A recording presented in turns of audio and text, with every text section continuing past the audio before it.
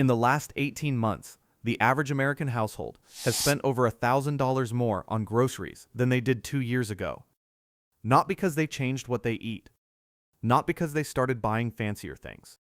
Simply because the prices on the same items, the same cart, the same weekly shop went up. And here is the part that should stop you cold. That wasn't the spike. That was the warm-up. We are heading into 2026 with three forces converging at the same time. Feed costs are elevated. Fuel costs are elevated.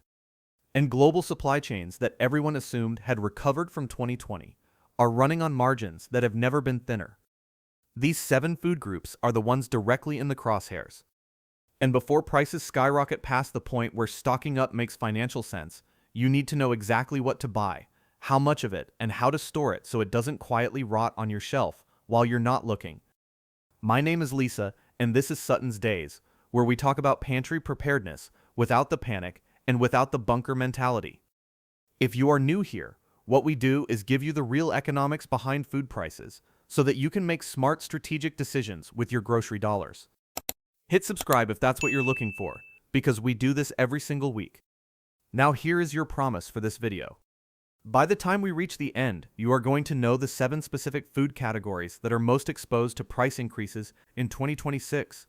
You are going to know exactly what form to buy each one in, and you are going to have a storage strategy that actually works, not one that sounds good until you open a jar 2 years later and everything smells like a mistake. And one of these 7 is something almost nobody is stocking right now. It might be the single smartest pantry move you can make this year. Stay with me, because we are going to get there. Let's start with the one that already sent everyone a very loud warning. Item 1. Eggs. The canary in the grocery store. Eggs. You already know the price went up. What you may not know is why it went up, and why the next spike is going to be a completely different problem with a much harder solution.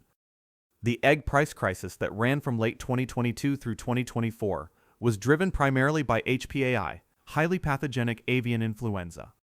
Bird flu wiped out over 90 million egg-laying hens in the United States during that period. That was a biological shock. A terrible one, but a recoverable one. Flocks get rebuilt. Prices stabilize. And we saw that happen. What is coming in 2026 is structurally different. The next pressure on egg prices is not going to come from disease. It is going to come from the cost of keeping those hens alive and getting those eggs to market, feed costs, and fuel costs. And those 2 inputs do not recover on a timetable the way bird populations do. When corn prices rise, hen feed gets more expensive within 30 to 60 days. When diesel goes up, refrigerated transport costs follow within weeks. Eggs feel both of those pressures simultaneously and almost immediately. That is why egg prices are what experts call a leading indicator. They are the first item in the grocery store to visibly react when the underlying economics of food production shift. When you see eggs jump, the rest of the store is usually 4 to 8 weeks behind. So what do you actually do about it? You cannot realistically stack 20 dozen eggs in your refrigerator. But you can build a smart egg reserve in 3 ways. First, if you have access to fresh unwashed farm eggs, eggs that have not had their protective bloom removed by commercial washing, those eggs will keep at room temperature. Second, for store-bought eggs, scramble them lightly, pour into silicone molds rather than ice cube trays for easier release. They keep for up to a year frozen and are perfect for anything cooked: omelets, casseroles, baked goods. Third, and this is the long game move, quality freeze-dried egg powder has a shelf life of 10 to 25 years in a sealed can. Yes, they cost more up front. Yes, you are paying for the processing and the packaging. But 2 cans of freeze-dried eggs on your shelf means that whatever happens to the fresh egg market, you have a backup that will see you through years, not weeks. Learn 2 or 3 egg stretching recipes now: a good vegetable frittata, a breakfast casserole, where 1 egg goes 3 times as far. Because an egg that is stretched is an egg that is saved. If eggs are the canary in this coal mine, the next item is the coal mine itself. Item 2. Chicken, America's most vulnerable protein. Americans eat more chicken than any other meat. Per capita, that is over 100 pounds of chicken consumed every single year. It is affordable, it is versatile, and it has been the workhorse protein for families managing tight grocery budgets for decades.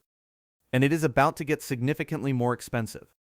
Chicken prices move faster in response to feed cost increases than almost any other protein. The reason is simple. Chickens raised for meat have a short production cycle of roughly 6 to 8 weeks from hatch to market. That means cost increases at the feed level translate into price increases at the store counter within a single production cycle. There is almost no lag.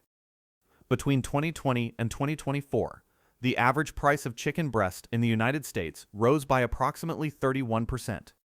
And that was during a period when supply chains were still in a phase of fragile normalization. Grilling season compounds this.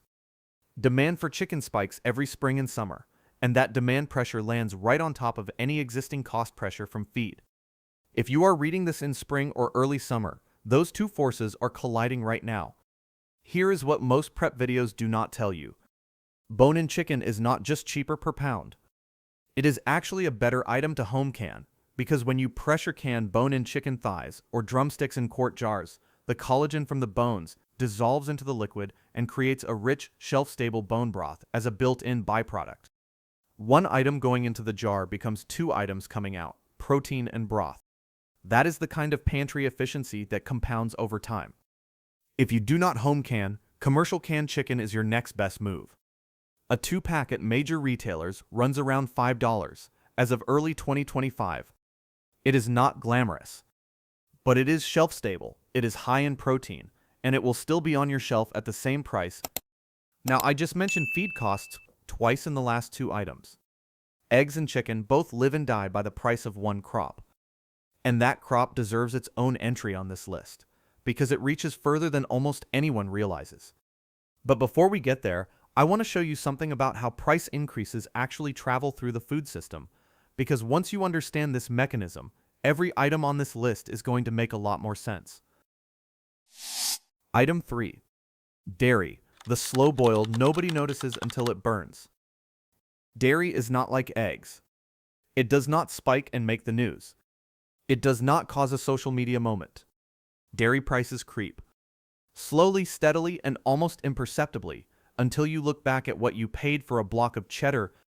The economic pressure on dairy is also feed and fuel, same as eggs and chicken, but with an additional layer. Dairy cows require significantly more feed input per unit of production than egg-laying hens or broiler chickens. A high-producing Holstein dairy cow consumes between 100 and 150 pounds of feed per day.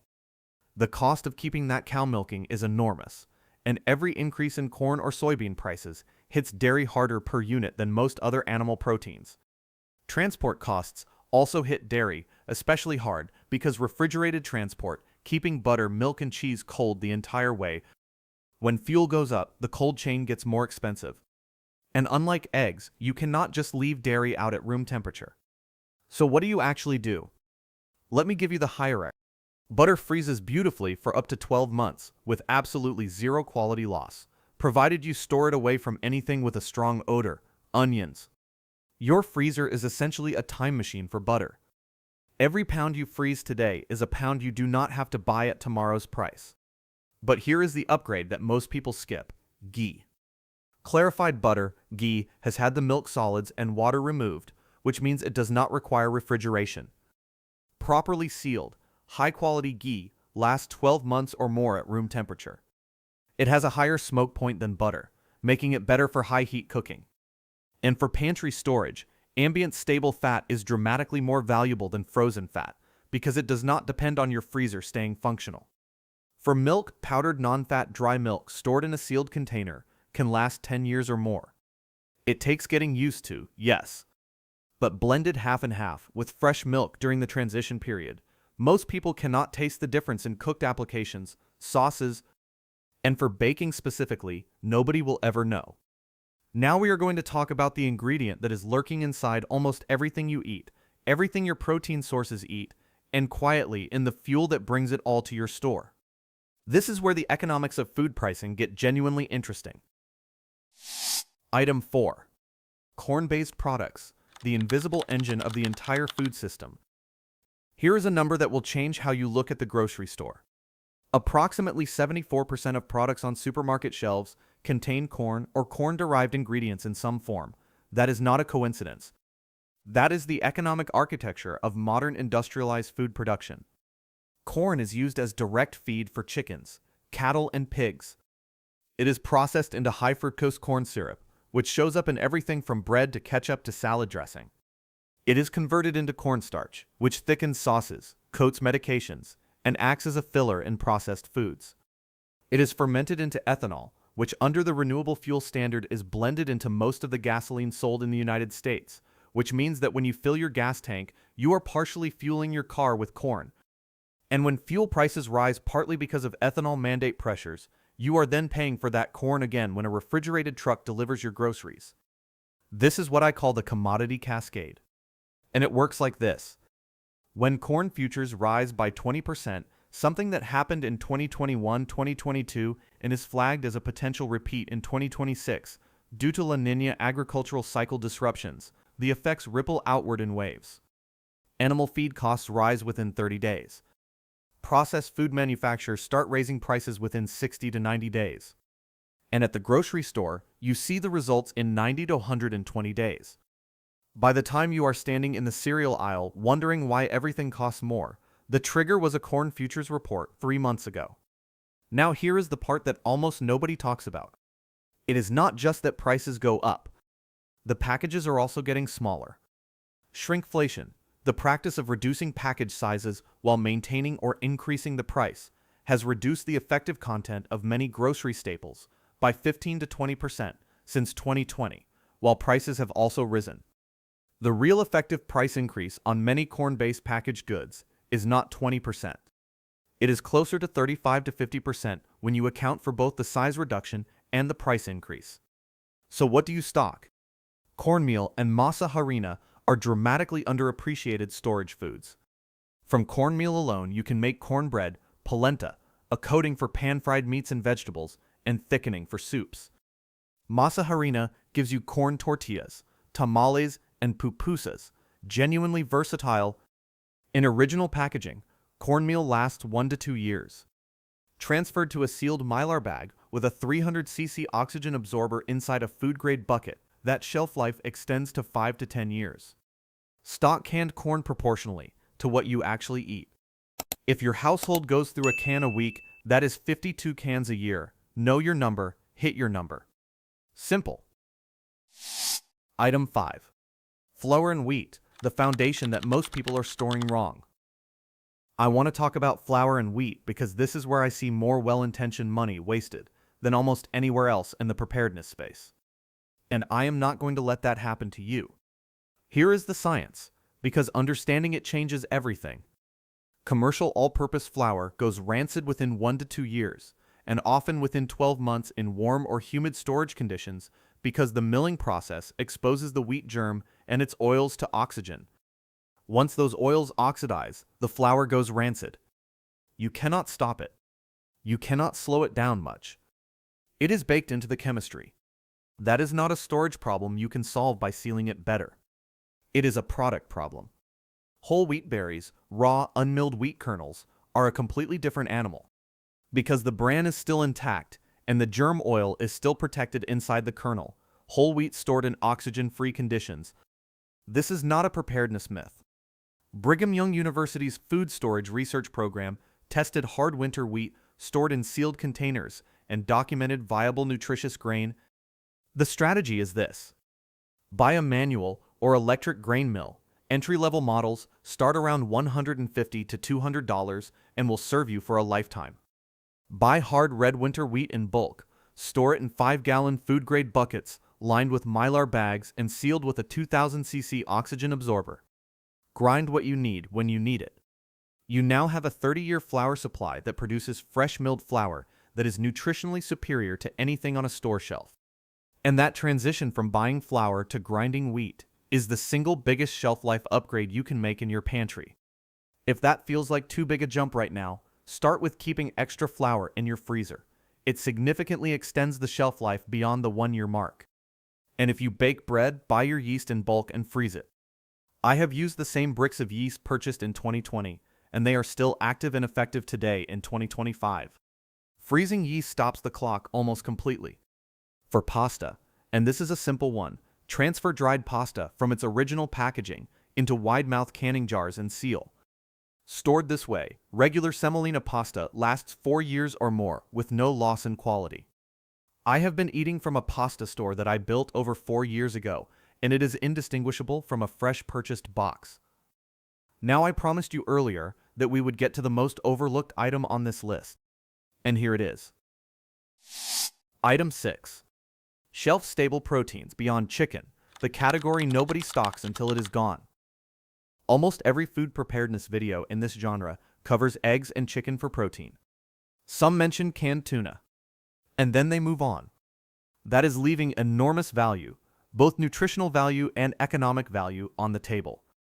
Because there is a category of shelf-stable proteins that is dramatically cheaper per gram, dramatically more nutrient-dense, and dramatically more shelf-stable than chicken, and almost nobody is stocking it intentionally.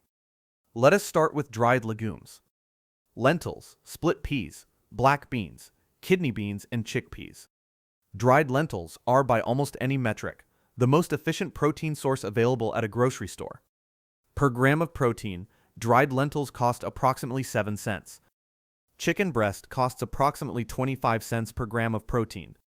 That is a 3.5 to 1 cost advantage. And lentils stored in sealed, oxygen-free conditions last 25 years or more. You are not just buying cheap protein for today. You are pre-purchasing protein at today's prices for the next 2 decades. That is an inflation hedge in a $5 bag. Now let us talk about canned fish. Sardines and canned salmon are among the most underrated pantry foods in existence. A single can of sardines in olive oil delivers roughly 23 grams of complete protein, a full day's omega-3 fatty acids, significant calcium from the edible bones, and vitamin D, all for under $2. Canned salmon gives you 30 grams of protein and comparable omega-3s for around $3. These are not survival foods. These are genuinely nutritious, genuinely tasty meals when prepared well. Sardines on toast with mustard, canned salmon in a quick pasta with capers and olive oil. They belong in your regular rotation, not just on an emergency shelf. The framework I want to give you is what I call the protein rotation triangle. At the top is fresh protein, what you buy weekly when it is available and affordable. In the middle is canned protein, chicken, tuna, sardines, salmon, your 3 to 5 year backup that you rotate through regularly. At the base is dried legumes, lentils, beans, split peas, your 25-year foundation that you are building and almost never touching until everything else runs short. Every household should have all 3 levels of this triangle stocked to some degree. Most households have only the top. Do not be most households. And now pattern interrupt, because before we get to item 7, we need to talk about something that will either save or destroy everything else you have stocked. Storage. Real storage. With specific numbers. Here is the 1-minute version that will save you hundreds of dollars. The 3 enemies of stored food are oxygen, moisture, and light. Eliminate those 3 things and almost any dry food will outlast its printed shelf life significantly. The tools are simple. Mylar bags create an oxygen and moisture barrier. Oxygen absorbers, packets of iron powder that chemically consume residual oxygen inside a sealed container, drop oxygen levels to near zero within 24 hours. Food-grade 5-gallon buckets provide physical protection and rodent resistance. And dark, cool storage, a basement, a closet, a climate-controlled space, eliminates the light and heat degradation. Sizing matters. For a quart mason jar of rice or beans, you want a 300 cc oxygen absorber. For a 1-gallon Mylar bag, use 500 cc. For a 5-gallon bucket lined with Mylar, use 1 or 2 2000 cc absorbers. These are not suggestions. Get the sizing wrong and you have active oxygen slowly degrading everything you sealed. Vacuum sealing alone, without an oxygen absorber, is not sufficient for long-term grain and legume storage. Vacuum sealers remove most but not all oxygen. Oxygen absorbers drop the residual to near zero. For anything you want to store beyond 3 to 5 years, use both. Label everything with the date sealed and the use by estimate based on the food type. Rotate. Use your oldest stock first. This is not optional. It is the difference between a pantry that works and a pantry that is quietly failing while looking full. Item 7. Fats, oils, and flavor infrastructure, the category that keeps you human. Here is something that every serious study of long-term food storage and emergency nutrition has found consistently. Caloric adequacy is not the same as morale. You can have enough calories to survive and still experience what food historians call flavor fatigue, a psychological and physiological phenomenon where the monotony of a restricted diet erodes energy, focus, and the will to keep going. In historical rationing programs from World War II to more recent disaster response research, the provision of fats, seasonings, and flavor variety consistently ranked as one of the top factors in maintaining morale and functional performance. This is not a soft concern. It is a real one. And it is why fats and flavor infrastructure belong on this list. Let us start with cooking oils, because the shelf life variation between oils is significant and most people do not know it. Extra virgin olive oil, the one most people have in their kitchen, has a shelf life of 18 to 24 months from pressing. It degrades faster than you expect when exposed to light and heat. Refined olive oil lasts slightly longer. Refined coconut oil, not virgin, refined, lasts approximately 2 years at room temperature and is one of the most stable cooking fats available for pantry storage. But the winner for long-term cooking fat storage is refined avocado oil, a smoke point above 500 degrees Fahrenheit, meaning it works for every cooking method, including high-heat searing, and a shelf life of up to 2 years even in a pantry environment. And then there is ghee, which we mentioned in the dairy section, ambient stable, rich, and the most historically used cooking fat in cultures that predate refrigeration for a reason. Now, spices. Buy whole, rather than ground wherever possible. Whole black peppercorns last 3 to 4 years and can be ground fresh. Ground pepper goes flat within a year. Whole cumin seeds last 3 to 4 years. Ground cumin loses most of its potency in 12 to 18 months. Whole cinnamon sticks maintain flavor for 4 years. If you remove the air from your spice storage, vacuum seal your bulk spices in small jars, you double and sometimes triple those numbers. Salt is in a category by itself. Iodized salt lasts indefinitely for flavor purposes. The iodine may degrade over time, but the salt itself does not go bad. Buy it in bulk. It is also a preservation tool, a mineral supplement and essential for the function of every cell in your body. It belongs at the foundation, not as an afterthought. Sugar similarly lasts indefinitely in a sealed, dry container. White granulated sugar does not go bad. It is a caloric backup, a preservation ingredient for jams and canning, and a morale item. Sometimes a cup of sweet tea is what keeps a difficult week from becoming a terrible one. Apple cider vinegar and white vinegar round out the flavor and preservation infrastructure. Both last 2 years or more, both serve as flavor boosters, and both are used in home food preservation, pickling, canning brine, fermentation. Stock them alongside your other flavor infrastructure.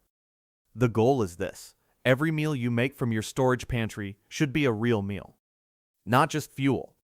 Because people who eat real meals keep going. People who feel like they are just surviving do not. Okay, let me bring this home. 7 food groups. Eggs and the storage strategy that actually works for them. Chicken and the bone-in home canning method that gives you broth as a bonus. Dairy and the case for ghee over frozen butter for long-term storage. Corn-based products and the commodity cascade that makes them more important than they look. Flour and wheat, and why switching to whole wheat berries in sealed buckets is the most significant shelf life upgrade in this entire list. The protein rotation triangle, with legumes at the base, canned fish in the middle, and fresh at the top. And fats, oils, and flavor infrastructure, because calories are not the same as living. Here is the reality check. You do not need all of this tomorrow. Nobody does this in a sprint. You do it in layers. Start with 2 weeks of the Tier 1 items, eggs in some form, chicken, dairy backup, a few pounds of cornmeal or masa, 5 pounds of flour, or a small bag of wheat berries, a can of sardines, and a bottle of good oil. That is a real foundation, and most people can build it for under $50 on a strategic shopping trip. From there, the rule I want you to use is the 10% rule. Take 10% of whatever you normally spend on groceries in a week and put it towards stockpile items. If you spend $150 a week on groceries, that is $15 a week going into your reserve. At that rate, you are adding approximately $60 of strategic pantry inventory per month. In 6 months, that is $360 of food insurance, stocked at today's prices, not tomorrow's. Prices are not going down. That direction is not on the table for 2026. Every item you buy today is a fixed cost against an inflating future. The leverage is right now, while shelves are still stocked, while the increases are still creeping rather than jumping. That changes. It always changes. So here is what I want you to do right now. Not tomorrow. Right now. Take out your phone or a piece of paper and write down the one item from this list that you are most behind on. Just one. That is your first purchase on your next grocery trip. One item. Start there. And drop a 1 in the comments if you have already started stocking up on any of these 7 categories. I genuinely want to see how many of us are actually doing this. And if you have a food group that you think I missed, something you are stocking that is not on this list, tell me what it is in the comments because I read every single one. Next week, and I want you to stay for this one, I am covering the 5 storage mistakes that are silently destroying food. Not theoretical mistakes. Actual, common, specific things I see people doing that are turning a year of pantry building into a very expensive pile of rancid, oxygen-damaged waste. I will show you exactly how to fix every single one of them in an afternoon. You do not want to miss that one. Until next time, be safe, stay strategic, and keep stacking it to the rafters. See you next week.